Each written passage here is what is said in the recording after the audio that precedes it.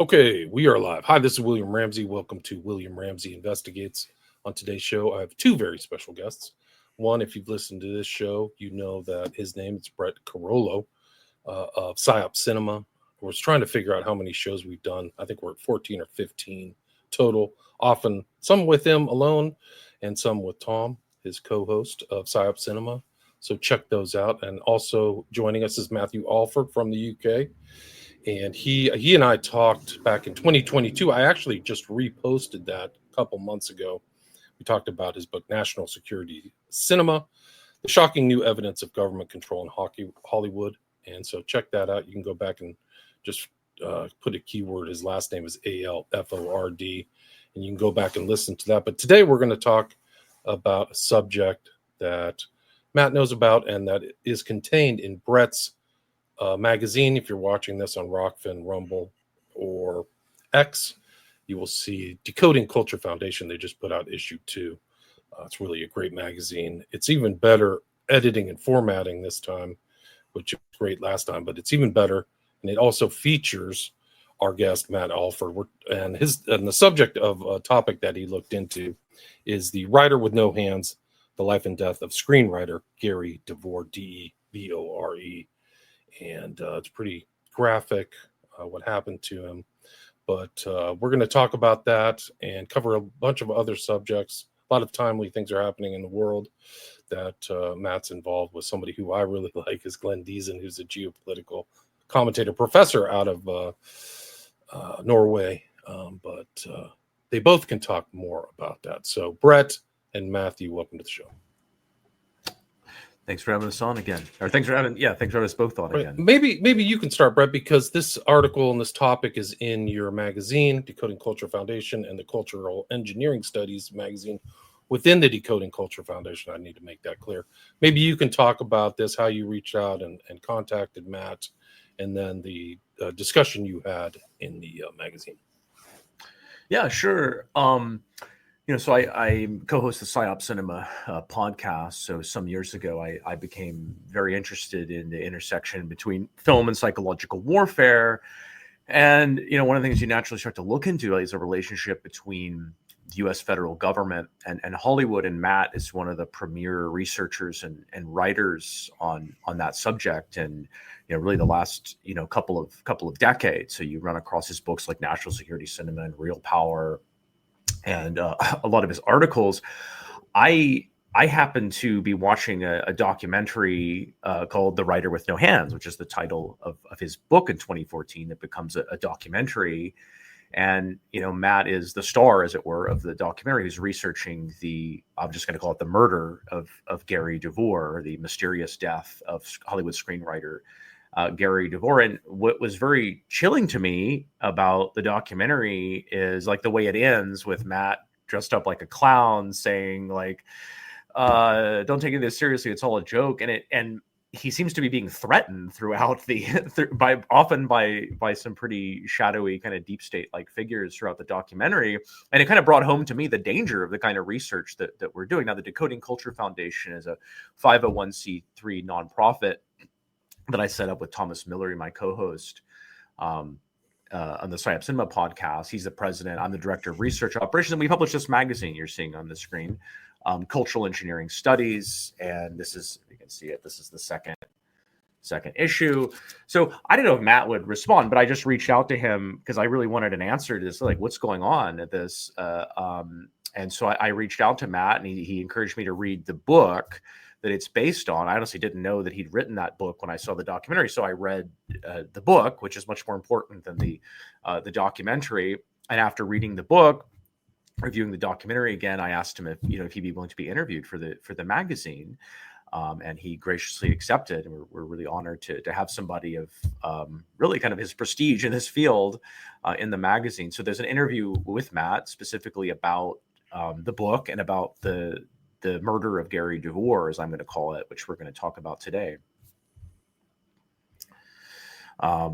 Great. So maybe, Matt, that's a good starting point for you, is maybe talk about your background. I think you wrote your book 2014, so it's been a decade. Maybe you can talk about how you found out about DeVore and your work on that, and then the documentary, and then your work with with Brett. Yeah, well, it's nice to be with you both, Brett and William. I think that the process of creating that documentary and the accompanying book was really quite intense for lots of reasons, and it was kind of overwhelming for lots of reasons. The fact that you say that the book was from 2014 is not surprising. The book was actually from 2016. I hope I don't get too much into the weeds here, but there was a version of the film from 2014 which was released, which won at a major film festival, Amar, that premiered at Hot Docs Film Festival just on spec without any recommendation from anyone. We just stuck it in the post box, and it went off to Canada and was selected for the Future Cult Classics strand. And then that film was pulled by my own director because for whatever reason, I don't know, he's got peculiar work practices. And then he decided to re-edit the film entirely with a major new kind of approach to it, kind of narrative approach, even though the original film was excellent and had done very well. And so during that process of re-editing, I wrote the book. And the book is in part a reaction to my frustrations with the editor and the director of the film, who I felt was taking a far too commercial direction with the project, and almost kind of exploitative and just sort of cheesy and not nuanced and not just not the way that I would want to do it. Whereas the original film was really raising questions about the nature of truth, the nature of conspiracy, what people do when they make films, how they manipulate information, and indeed how he himself was manipulating information. And so the book was a reaction in part to that very frustrating process.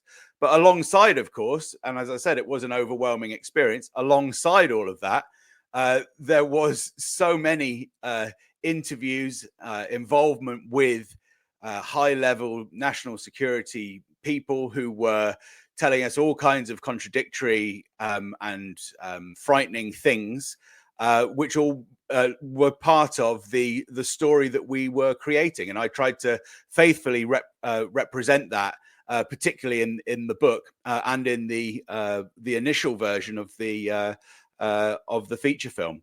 But the second version of the film also did perfectly well, in the sense that it still got into various festivals and was distributed and was a bit more. And because it was only an hour long, it was able to be released more easily online. But it was a very long process for something that I felt had already been successfully achieved back in 2014. And then what's the content? I mean, who's Gary DeVore and what's his background? He had very famous relationships with very famous people and was an accomplished screenwriter. Sorry, I should have started perhaps with that. As you can imagine, I've given the background several times, so it slightly slipped my mind just then. But Gary DeVore was a Hollywood screenwriter. He disappeared in 1997, June 1997. We're about a week away from that anniversary. And he disappeared whilst he was driving home to through California.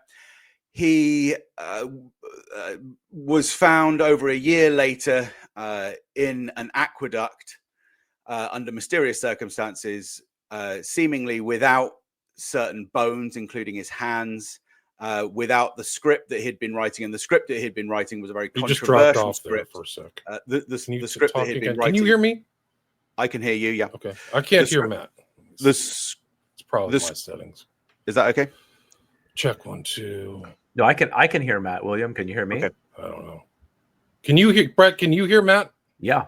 Okay, keep talking, Matt. I don't know why I can't hear you. The script that Gary DeVore had been writing was under wraps at the time, although I eventually was able to acquire a treatment version of it and the opening scenes. The script was very critical of the CIA. And of course, he had contacts in CIA and in the military and elsewhere. So there were suspicions about Gary's disappearance. It was also very unusual to Check 1 2. Of course, the way that he when his body was discovered over a year later, it looked like the only way he could have got there is to have turned around on a major road and driven against oncoming traffic without anyone having noticed him for a couple of miles, which is really, really difficult to do. He was friends at the time with people like Jean-Claude Van Damme, Check 1 2. Arnold Schwarzenegger.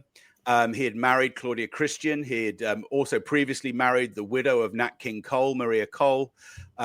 He had written some huge films like Raw Deal. He had broken through in 1980 after doing loads of game shows. Check 1 2. He had broken through with Dogs of War, with Check 1 2. with Christopher Walken, and he was a major star. He was also, I think, connected at one point, probably only very briefly, because he was such a kind of crazy and often very drunk ladies' man. He was connected with Janet Jackson.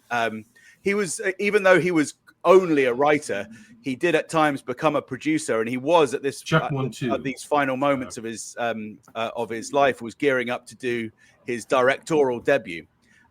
What I really liked about Gary DeVore was that he was a real anarchist. He was very, very funny.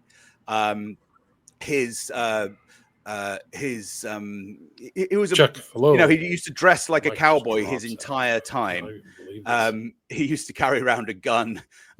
He would speak to women off the cuff very, very easily, fall in love extremely easily. And he was a kind of a bit of a hello there, I'm back. He was an interesting and sort of bonkers character, really. Somebody say something. Are you talking? I'm still speaking. Okay. Just for listeners who are out there, we're having some technical trouble, so I'm just listening. If I'm speaking slightly staccato, it's because William and Brett are trying to fix the audio, which I think is an issue at their end.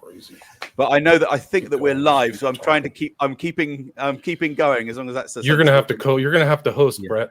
Yeah, no, we're good. I think I can hear Matt, so we'll just let him keep going. You're the host now.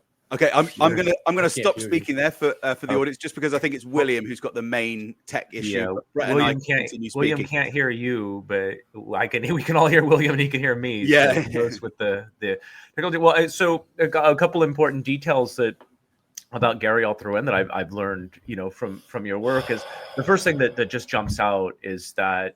So Gary was the best man at Tommy Lee Jones's wedding. Yeah. And people should know that Tommy Lee Jones, who went to Harvard, his first cousin is Chase Brandon. Chase Brandon is a celebrated CIA operative who became the first official CIA liaison to Hollywood. So in some ways, he's the sort of face of the clandestine world's relationship to Hollywood, insofar as it has a face. At all, Gary's before Gary got into Hollywood proper, right? He was in television, and his entree into that was Chuck Barris, who was what was the show called that Chuck Barris did? It was a game show. Chuck Barris did a show called Newlyweds. I think he did. Did he do Mr. and Mrs.?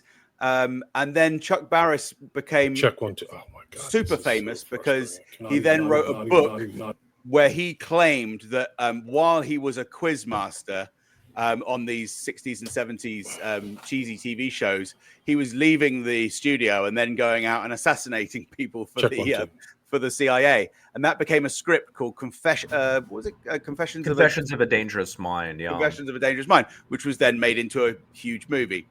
And Chuck Barris was Gary's entry into the screen entertainment world in the late 1960s. So Chuck kind of made him one of his sort of proteges, and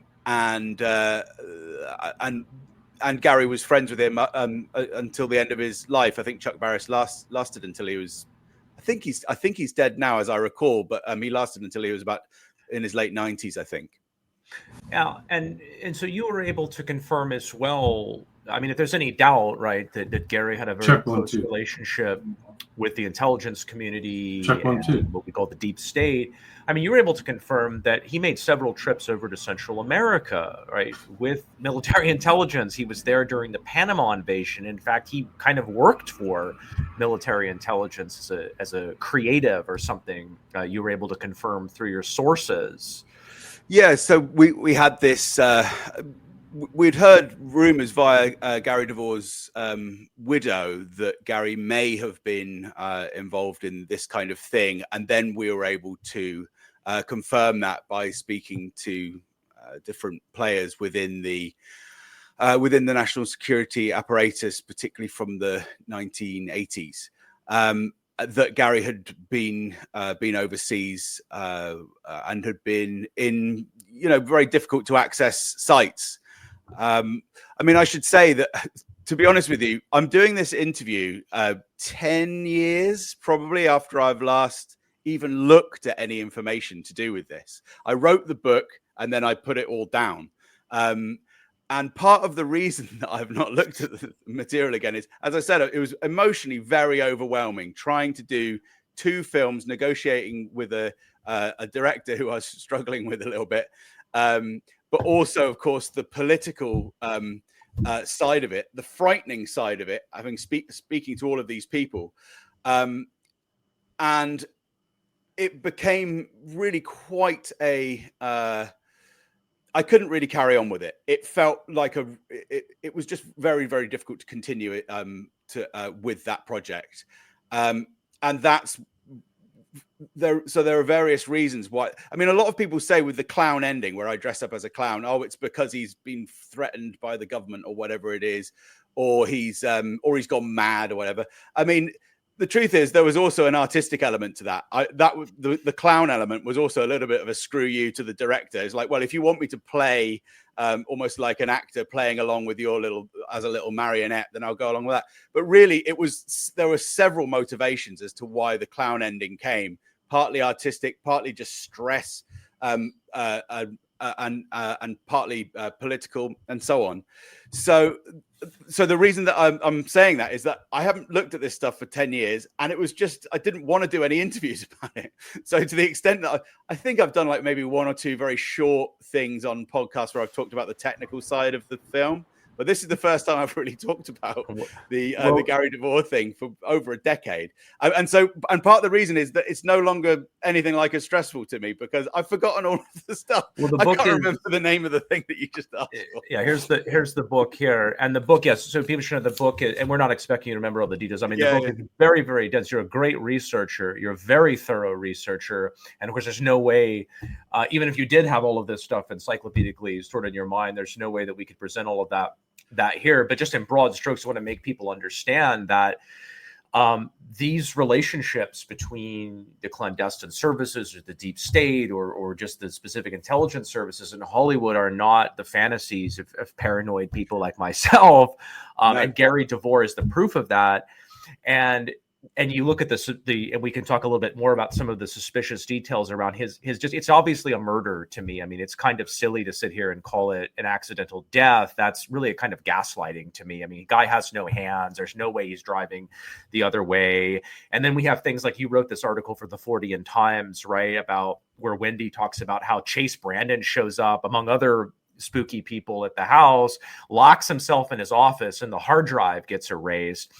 The script, right? It probably, I mean, best theory is that he's being whacked because of the script, that he's got a deal with United Artists or somebody, right? That he's gonna get this thing into production, and it's about the real reasons that we went into Panama, which, but Gary's stuff before this, right? Gary, I mean, to some degree, right? He romanticizes the clandestine world and the deep state, and it seems like at some point in his career he starts to have a darker view of this, right? And some of the things that he says to loved ones make it sound like he's really soured on some of the people that cultivated him in his career. And that's what I took. I mean, you don't just necessarily come out and say this. You're a very thorough researcher and you're very balanced, but that's the portrait that it starts to paint to me, is that he soured on this community and kind of turned against them,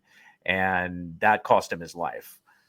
Well, I mean, it is the case that Gary's first script was Dogs of War, which was about mercenaries, which is an extremely bleak film made by John Irvin and starring Christopher Walken and Tom Berenger about US mercenaries. So Gary was already in that world as early as 1980. John Irvin kind of brought him in. John Irvin did Tinker Tailor Soldier Spy and various other spy-related movies.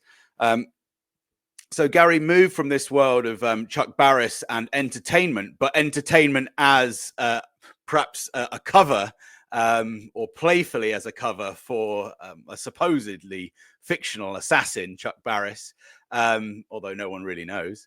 And then he moved into this world of mercenaries. So even at an early stage, I think Gary was quite switched on. I mean, you don't get to be a kind of, he used to transport goods around the state. He used to drive hundreds of miles a day to as part of his kind of, I don't think it's called trucking jobs. I forget what it's called in the United States, but basically he transported goods a lot. I mean, he was he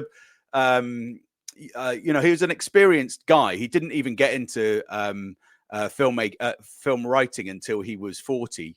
So he wasn't a kind of product of the liberal establishment, if you like. He was a cool dude, and he was really creative, and he was really politically oppositional. And we've got letters to Ronald Reagan that he's written about nuclear weapons policy and all sorts of things. So but I do agree that towards the end of his life, particularly with this research into Panama, where the director, John Irvin, his friend, was saying, look, Gary, you're treating this more like a journalist than as a screenwriter.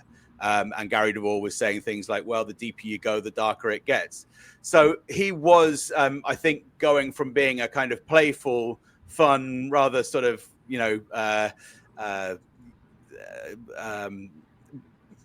playful character, albeit fairly worldly wise, to being someone who was rather more obsessional and going more into a kind of darker, nitty-gritty world of where espionage and entertainment were clashing even more than ever before. And I guess there was a similar journey for me as well, which is reflected in the title of the book, which is The Writer with No Hands, a writer who is in some way or another powerless, or an entertainer who's trying to entertain with bloodied stumps, if you want to put it like that. And so I started to feel a certain brotherhood with Gary. And of course, I felt that through as well his widow, Wendy, who I've got to know very well over the years, and still am sometimes in touch with, and is a lovely, beautiful woman whose life was made extremely difficult, his disappearance had a profound effect on her life, and my heart really went out to her.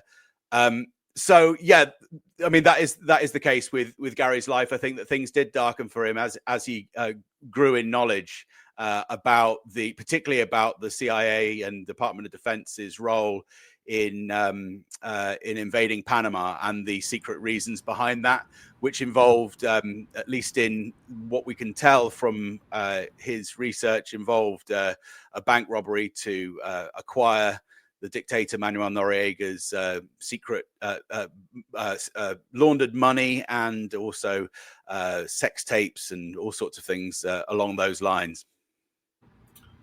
Yeah, can you guys hear me now? Yeah, yes, you're able to hear me now. Yeah, I know a guy who went into Panama on a chopper, and he said he was instructed to shoot anything that moves. So Yeah. it's almost like Nom. Like he just said, if it came out, it didn't matter person, what military, anything, just destroy the country. So it was very much darker, and there were huge body, removal things that happened in Panama. Yeah, there were reports, for instance, that Gary was talking about at the time of the experimental use of laser weapons, for instance, which cut a bus in half. and this kind of, I think Panama, although Panama probably only killed maybe 3,000 civilians, which is small compared to something like Iraq or what's currently happening in Iran, most probably.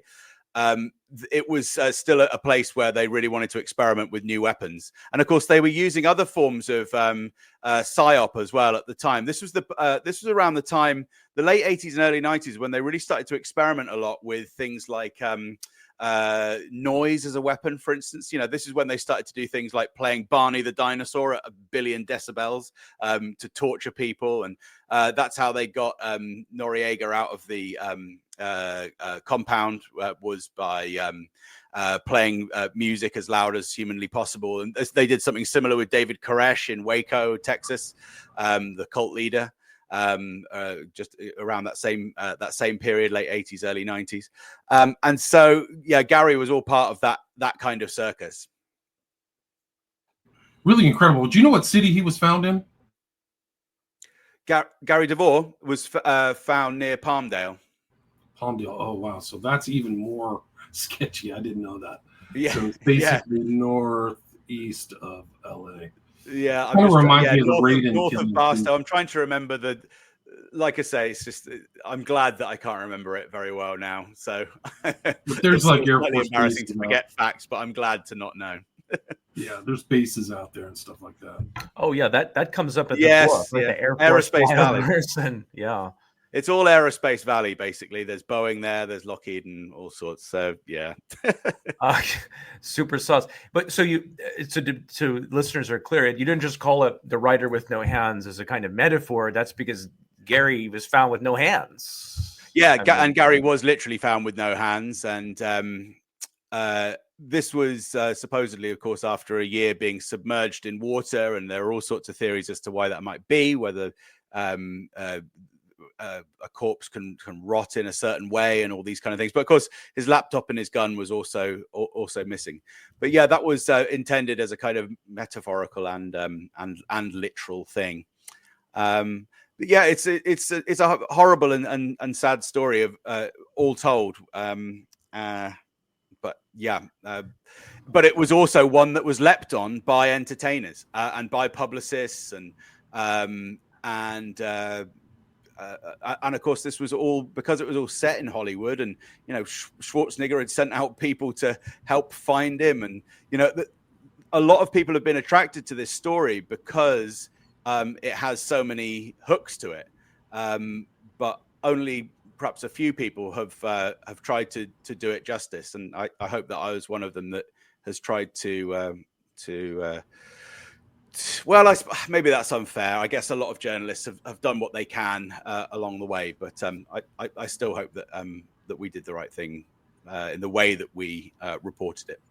Well, yeah, I don't think anybody went as deep into this as you did. You provided some of your investigative materials that you had on drives and stuff to the Decoding Culture Foundation. That's on our website and the records section. I can't remember. I think if you gave us pictures of the bones, because that's a great revelation, is that these bones are like ancient. I mean, there's obviously some hijinks going on, right? It's not just that he was murdered. There's an active cover-up apparently, going on within the coroner's office or something, because it's just ridiculous. Yeah, I mean, supposedly that all of the bones had vanished, I think. But then when a fuss was made about it, they eventually provided the bones or something. But then finally, at the end of this process, whenever towards the end of when I got involved, I said, well, provide us with the actual images of these bones that supposedly have been provided. And of course, they just look like rocks. So it's just blatantly not a bunch of hand bones. So there's all sorts of, anyway, I'll let you ask questions rather than. Yeah. Oh, that was what's coming up on the thing there is, so partly, again, like I said, what I was doing with that clown ending again is with all those motives that were going on at the same time, I was also starting to present the show as a story on stage. You can see this is very primitive, probably me on Photoshop or whatever, about at least 10 years ago. when I started to do kind of open mic, where I would present bits of the book. Sometimes I'd act it out, sometimes I'd just read it, and then we did a live audio recording. So in a way, I was kind of playing into the entertainment world myself. I hope in a fair enough way. But yeah, so that's what was happening. I worked with a band called the Red Boot Band, where we used to go into the center of town. We would be outside. They'd play brass band instruments behind me while I started shouting and screaming and singing about the CIA. And I did that once a week for about a year. Sometimes I'd play ukulele. I'd just started to learn ukulele. So there are all sorts of peculiar things that came out of the story, because as I saw it, by that point, it was all such a merry-go-round that was the only way really to represent the themes that were inherent to the book. At the end of the day, Gary DeVore was deep within a spider's web of the military-industrial complex and the entertainment industrial complex. And how else can you represent that except for through entertainment? Well, yeah, we discussed this in the interview, this archetype of the clown, which comes up in various ways, not only because you dress up as Oddfinger, and you mentioned, this age-old association of the clown as a kind of truth teller to power, because only the clown is allowed to say certain things. There's a psychological mechanism there. I think people can understand this sort of stuff. People don't want to confront, and so they can hear it if it's coming from a clownish voice. But also, oddly, one of the things you discovered is that the wet workers, the hit squads in Panama, were known as the clowns, which was an odd detail to me. And so, here we have the clown as the killer, which is also a dimension of this archetype that comes up a lot in our culture. Well, people name themselves as groups, all sorts of peculiar things. There was a group of nuclear use theorists in the early 1990s who were pro the use of nuclear weapons. They were trying to figure out how they could use nuclear weapons against the Soviets without getting hit back. Do you know what they called themselves? The Jedi. These were some of the top intellectuals. This was in a book called Wizards of Armageddon by Frank Kaplan. They called themselves the Jedi. So people people self-identify in all sorts of peculiar ways. And I should comment as well that just to contextualize this work a bit, again, around about the same time as I was completing this project, this was when we were getting in, as Brett, we were getting thousands and thousands of Freedom of Information Act documents about the role of the CIA, but particularly the Department of Defense, in the rewriting of Hollywood film scripts. And previously, when I'd first started looking into that as a postgraduate student, in the early 21st century, it looked like maybe there was 200 or 300 films that had been affected at script level by the Department of Defense and the national security establishment overall. But we were able to demonstrate that we were to the tune of 10, 20, 30, 40 times wrong on that. By the end of the day, when we made a new film, Theatres of War, which I think was when I spoke to William as part of that promotional circuit for Theatres of War, we could demonstrate that over 10,000 film or TV products had been had script oversight from the national security state. Whether that's the CIA, FBI, Department of Defense, sometimes the White House, very occasionally the NSA, and other organizations like that, like Homeland as well. So at the same time as there was this big story and this human story of this wonderful, brilliant, creative guy who made Raw Deal and Time Cop and all these other movies with Jean-Claude Van Damme, at the same time as he was an emblem of this network, we were also finding out that this network was gigantic, and we were the ones who were acquiring that information and breaking massive consensus. And that overall story had been basically covered up since the 1970s by a single academic who had kept all of the documentation to do with script changes by Hollywood producers, imposed by the Department of Defense, that had been kept by him in a private collection in a public library. And so for decades upon decades, the very idea that the military and the national security organizations would work with and impose, almost like executive producers, their editorial line on movies, like whether it's Independence Day or Homeland or 24 or Jurassic Park or all the Marvel, whatever it is, the very idea that was even happening was completely stymied and hidden from public view by the academics and the entertainment liaison people in the national security state. So the whole context made for a very explosive and, I have to say, stressful and overwhelming moment in my research trajectory. Yeah, if you go, we have on the Decoding Culture Foundation website, we have a database. If you go under research there and go to databases, where we're logging, we have a master list of all of the, and that's, I do my own FOIA requests as well. I've done hundreds, but the databases are piggybacking on the work everybody's done to try to figure out just how many. And yes, it's like in the tens of thousands ish, that you're down on. Which one? You're on a different database down there. Yeah, it's over 10,000 if you include individual episodes, and if you include some of the most militarized police forces. Basically, if you include the LAPD and the NYPD. Because they worked a lot on cops, for instance. So I don't have the propaganda stuff. It's just federal government stuff mostly here. But the master list is everything. So, but one thing that we've done at the DCF that I've been doing is looking into stuff outside of just the Defense Department and CIA. Is I've gotten all these lists from Department of Homeland Security of their production assistance group. I actually got something from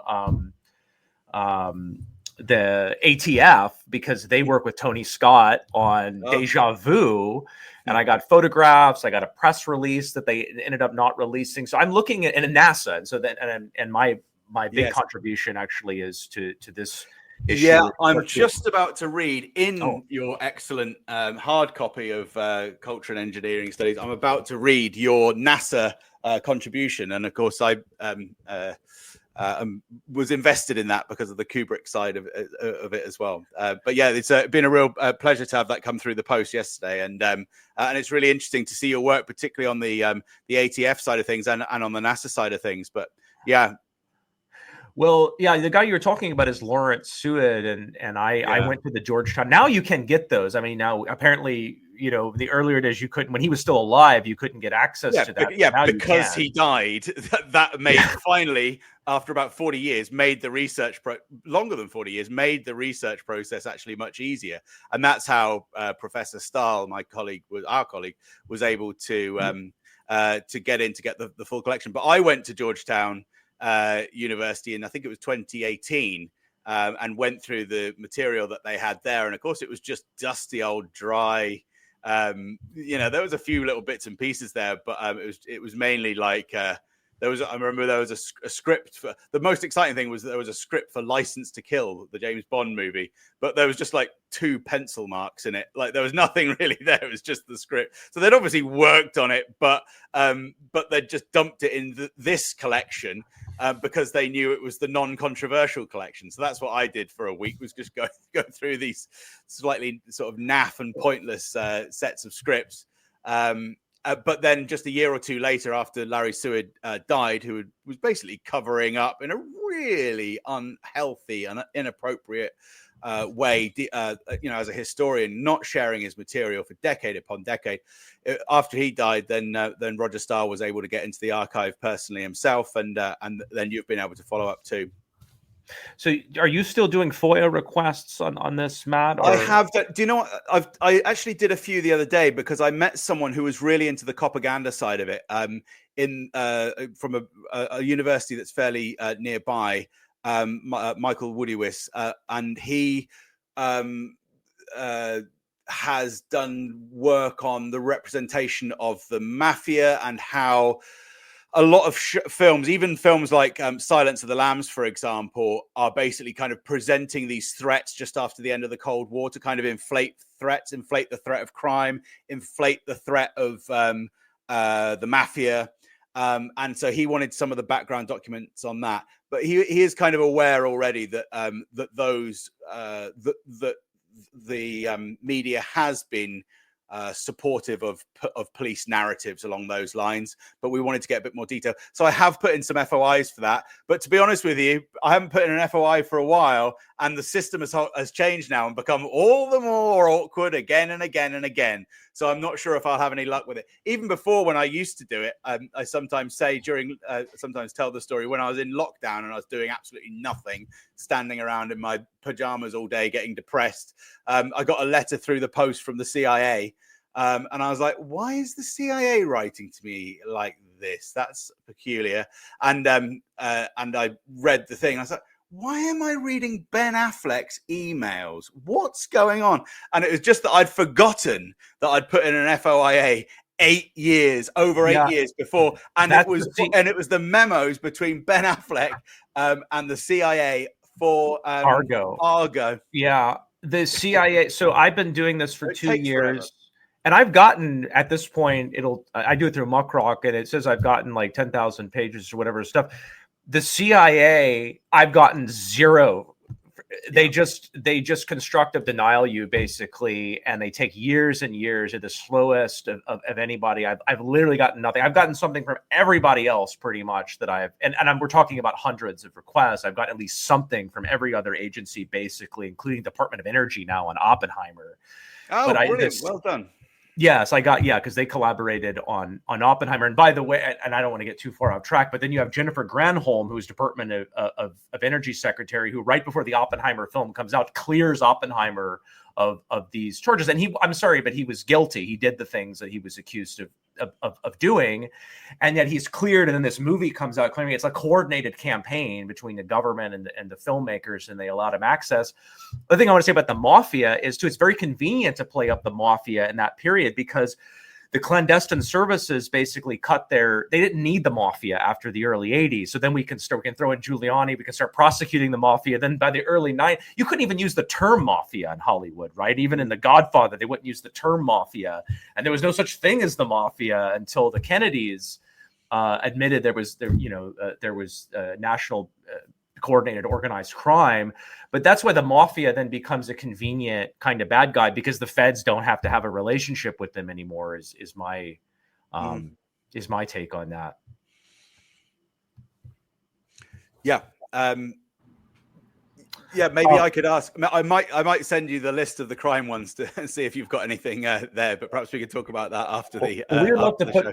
We'd love to put that up. I just want to say too about the Panama thing. So Nori, there was a publication you write about this, right, called the Sunday Mirror, that no longer exists. It was a briefly run, and it actually ran a story about the stuff that Gary's script was about, the project that probably got Gary killed, about the real reasons the United States went in to Panama. Noriega was running a honey trap with underage kids, and he was entrapping U.S. State Department officials and other U.S. officials. There was an article about it, and what happens to one of the journalists is then shot to death in Salvador right after this. I mean, this is chilling stuff. This is just, we're really, as Matt said, we're at the tip of the iceberg. He can't even remember half this, but this is a great book. It's not a long book. It's very succinct, but there's just a lot of detail in this book and a lot of really important information, and it just sends chills down your spine, because people are murdered for seeking the truth. The truth is not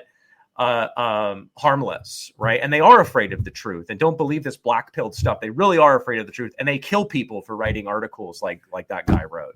It's all got echoes as well of the Epstein story as well, and whether there was blackmail and Mossad and all that kind of thing involved with that. But of course, it also that in turn raises questions of how reliable are conspiracy theories? When should you believe in conspiracy theories? What is the nature of evidence, and these other things? And in fact, that also links in with what we've discussed in the magazine edition about UFOs and the manipulation of movies of UFO movies and all these kind of things.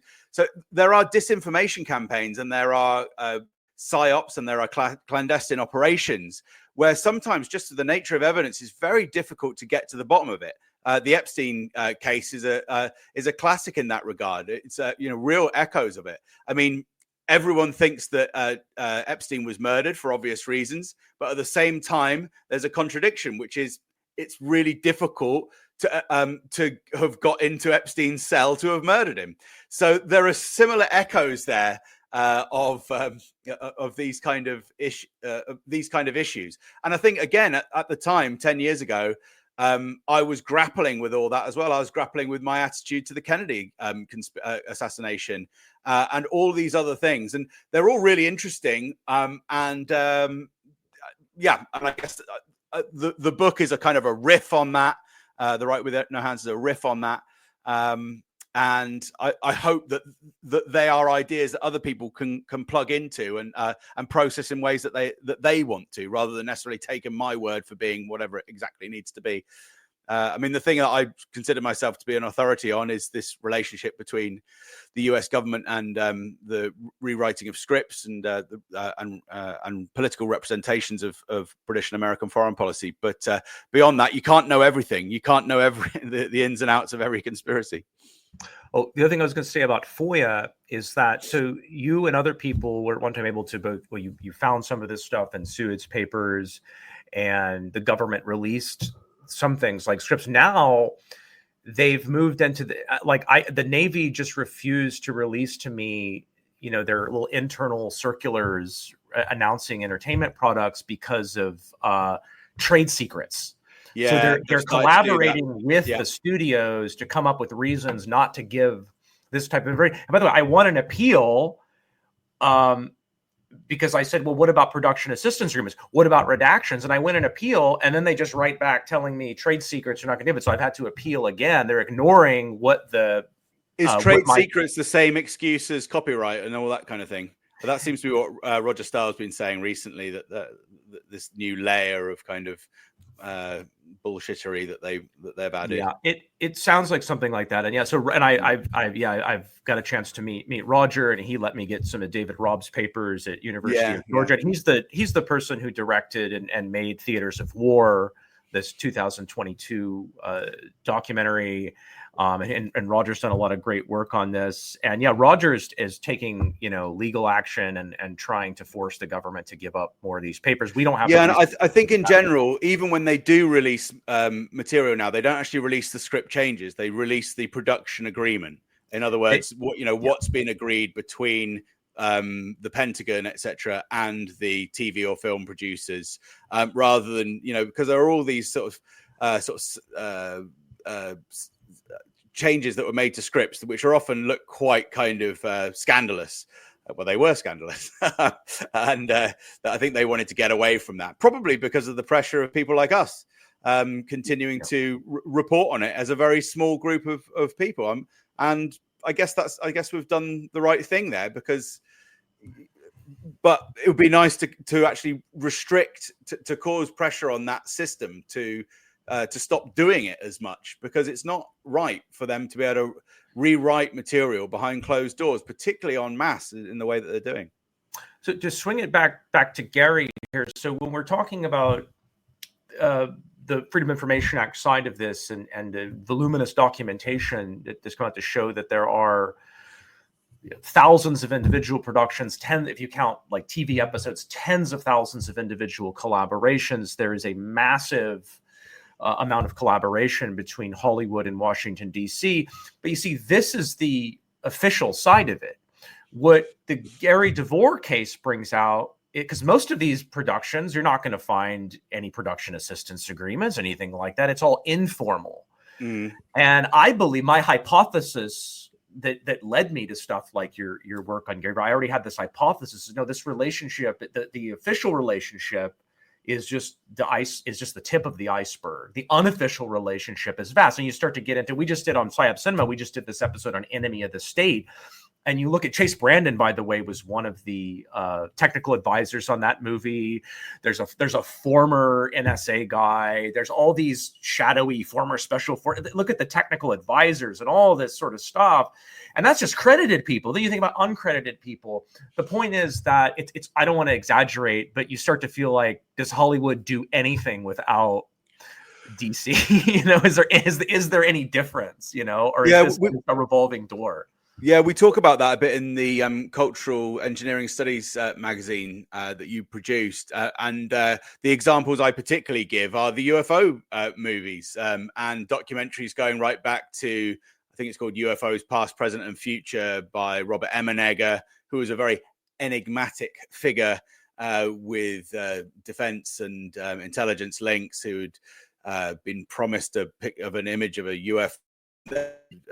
Didn't get into the documentary and blah, blah, blah, all these different things, but all the way up to Disney films, like much more modern Disney films like Race to Witch Mountain, and as you say, other ones that involve the national security state, like Enemy of the State. I think Enemy of the State was one of the very few that's had overt NSA involvement rather than CIA. So yeah, there are many cases where there have been dubious links and have not been. I mean, yeah, this is the thing. No one really knew hardly any of the script changes until our little group came along. David Robb did some of it, a little bit, in the early 21st century in 2004, but really the motherlode of all those alterations didn't come until really, I'd say until. I don't think I'm being too self-aggrandizing, but until me and Tom did National Security Cinema, that's when most of the stuff came out. So it's no surprise that a couple of sort of part-time researchers from England have not completely cracked the case. I'm sure there are more examples. There are also other cases as well, other than the UFO ones. I mean, even in one of Seward's more obscure books, I think it's called Sailing on the Silver Sea. Sailing on the Silver Screen, there is actually a section of uncredited, unacknowledged movies which are worked on by one or other of the branches of the military. Now, bear in mind, Seward is viewers and listeners, Seward is basically part of the cover-up on this. But even in his book, there were, whatever it was, a dozen films that had just been uncredited. And in fact, one of them I can think of, again, was one of the James Bond films as well, didn't have accreditation for the Department of Defense. And in fact, Strubb, who was the entertainment liaison officer at the time, told me in an email that there was no support from the Department of Defense, but then we were able to verify it independently. And because Strubb had replied in that way, and had made various denials in that email, that's when we were able to, that set the trigger for us to be able to say, oh, you've got a database on this, have you? Well, let's ask about that. And that's when we first started to get the list of several thousand films that had been impacted. So there are ways through these bureaucratic organizations, but yeah, but it does take time. I mean, Strubb was such he's not around anymore either, but he was a massive influence. He worked on 12 of the top 20 grossing movies of all time. If you go to IMDb, he was on so that is probably more influence, at least politically, than Steven Spielberg has on the top 20 grossing. That's the range of movies that Strubb was operating on. But he, at the same time, was calling himself in 2015, I think it was. He said, "I am a mere eunuch in the Chinese palace." Like he's pretending that he's powerless. It's what all these guys do. They all say that they're it's like my kids would always say from Emperor Palpatine, "I'm too weak. I'm too weak. Oh no! Please save me, Obi-Wan." Well, but that's what they did. That's what they've done. But that office and those offices have a gigantic impact on the political nature of our culture. It doesn't mean that they invented the dinosaurs for Jurassic Park or whatever, but in terms of what the way that we think about foreign policy and the way that we think about the nature of our institutions and whether our military protects us and does the right thing and is effective for its employees and doesn't get them all hooked on drugs or abuses them in their ranks or anything like that. In the terms of the way we think about those kind of things, they've really got a stranglehold on it in popular entertainment. Yeah, and so Straub ran the office from 89 to sometime in the 2000s. It was so from, 49 to 89, somewhere in there. Donald Baruch was the guy. Yeah, Baruch was before, yeah. He was the person who had the relationship with Seward and gave Seward the access. And, basically they had a chummy relationship. He wrote letters of recommendation for him and so forth. Mm-hmm. Donald Baruch is the nephew of Bernard Baruch, who is one of the who's this very powerful Jewish financier, ran the World War I economy. So there's a lot of power behind that too. We won't go in too much into Seward, but I mean, I got a lot of information from his papers. I do think he's a good historian. He just wasn't, he didn't operate with integrity, with intellectual integrity. But I found stuff in because he did a study. He was commissioned to write a cultural history of NASA, which is where I got a lot of information for my NASA stuff. And he did interviews with all these NASA people and, but he shows some of the stuff maybe that he wrote, some of this is also in his book and Seward's book, but even when the Pentagon wouldn't cooperate with a certain production, so for example, it was portraying UFOs and there was a no UFO policy, they would put them in touch with somebody from Lockheed or something, so it was military industrial complex, sort of is all part of the Hollywood industrial DC complex. As well. I want to point, so one more thing on Gary here. Gary wrote, just to give people an idea of how this fits in with Gary. So Gary wrote a movie called Tracks in 1988, which I think you've said is really the most kind of authorial example of, Gary's authentic voice in a movie. I haven't watched it. I just watched the trailer. It's really a B movie. The guy who directed it, Jerome Gary, if you look at his bio here, the first thing that comes up is he is the chairman of Visionary Media and the MENA Media Fund, which is an association with the U.S. Department of State, invests in media in the Middle East and North Africa. Currently, the fund has more than 20 projects. So this guy has been working with the State Department for, I guess, decades to make movies. Another example of seemingly everybody around Gary has some such contact as that. But this is the kind of thing that's not on the radar, stuff like this. But it's incredible the vastness of this relationship. And you've been one of you said you and the small group of people have really revealed it, whereas Seward covered it up for a long time. Yeah, at the 1 hour mark. It's probably time to start wrapping up. Why don't you tell the audience what you've been working on recently, where they can find your stuff, and we'll go from there. Yeah, let me just wrap up by saying that Tracks is a B movie, but it's a quite a funny one, and it's perhaps reflects Gary's state of mind. It's about an American assassin who decides to quit his job as a CIA hitman and bake cookies for a living. But unfortunately, he's so bad at baking cookies that he has to make money by clearing up a local neighborhood by killing all the villains in it. It's an absolutely absurd and rompish film, a little bit like Max Headroom and some of those other very sort of bizarre, wacky movies. It's a comedy, but very, very, very dark. And so if people like cult films, then they probably would enjoy that. In terms of wrapping up where I'm at now, well, basically since the Gaza conflict escalated very heavily, and since the Ukraine conflict escalated very heavily, I've spent most of my time on Substack and YouTube, particularly since Gaza. And so I write articles on a channel called The Worst Years Ever.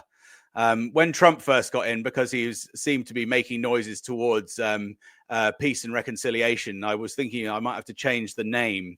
But unfortunately, I've not had to make that editorial decision. So I am on Dr. Matt Alford, The Worst Years Ever: Conflict, Power, and Propaganda, and I write there regularly, and also similarly on my YouTube, I put up various audio versions of that. Oh, just to conclude, because William, you asked about my relationship with Glenn Deason, Professor Deason from Norway, who writes excellent material on Russia and Ukraine and other theaters of conflict, and so I decided to work with people like Aaron Mate and Glenn Deason, and also Jonathan Cook in my country, to do audio versions of their articles, to get them out to a wider audience, including people who might be hard of sight.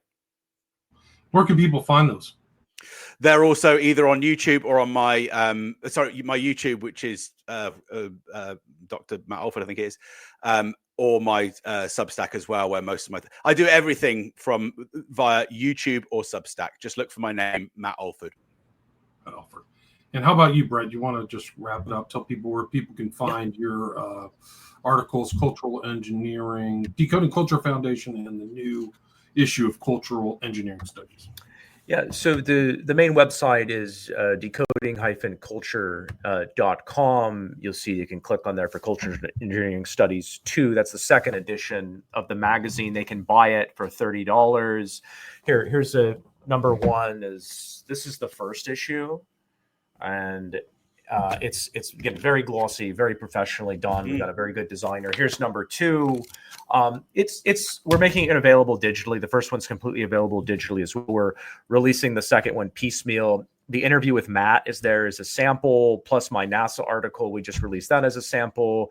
The Collins brothers, who did the feature article, theirs is available, and it'll all be available digitally. We're a nonprofit, but if you want to help us out and you want a really cool coffee table magazine, please support us. You can also donate to us. On the website, you can also find a link to the giant database of records. We've tried to compile every single record on the Hollywood DC relationship that's available. Many of them keep coming in because I also have hundreds of FOIA requests, many of them outstanding. There's a link to that. I do it through Muckrock, so you can see all the requests I'm doing. You see the documents as they come in. I'm also the co-host of a podcast called PsyOp Cinema. You can support us on Patreon. There's premium episodes, $5 a month for Patreon subscribers. And yeah, that's about, I think that about covers it. We were just really grateful and honored to have Matt agree to the interview, and thrilled to be on the show with him now. And I hope to come on with you again, William, to talk about, we talked about my part one, NASA part one, some months ago, and the part two is really the culmination of it. Part one was really the gateway drug, so to speak. Part two is really where I come to some conclusions, and I present a giant amount of research on that. So I look forward to coming on and talking about NASA Hollywood part two. And then Thomas, I hope, will come on. He did a great article on Peter Thiel and transhumanism. The second issue is themed around religion and transhumanism and religious engineering, which is a term that comes from transhumanist William Sims Bainbridge, who's also a guy with many process church, but he is also a guy who's a federal government employee and deeply embedded within the government and the super class. And so, yeah, Peter, we're getting this sort of right-wing version of transhumanism through Musk and Thiel and people like that. And Thomas has I don't think anybody else has really gotten to the bottom of what Peter Thiel ideologically, spiritually is about like Thomas did. So I hope he'll come on and talk about that with you as well. Anytime. I'm planning on scheduling all of the people in this cultural engineering studies for shows in July. And if you've listened to my show, you've listened to all these people before. Collins Brothers, Stylman's been on my show. Horsley, I've done like 5-10 shows. DeLay, Thomas Millery, and you, of course, and Matt too. So people check out my interview with Matt, National Security Cinema, shocking new evidence of government control in Hollywood. It really is shocking. It's so pervasive and just enormous influence. But thank you so much, guys. I will put links in the show notes. I'm sorry about the audio. I had problems with StreamYard. It's not stable for me. I don't know why. So I got to fix that. But we had about 150 live listeners. So thanks a lot for everybody for listening. Please share the show, and please check out these guys' work on YouTube, Substack, and the website, and PsyOp Cinema as well. So I'll put links to all that stuff. People can click through. Thanks so much for listening. Appreciate it. Good to see you both. Good to see you all.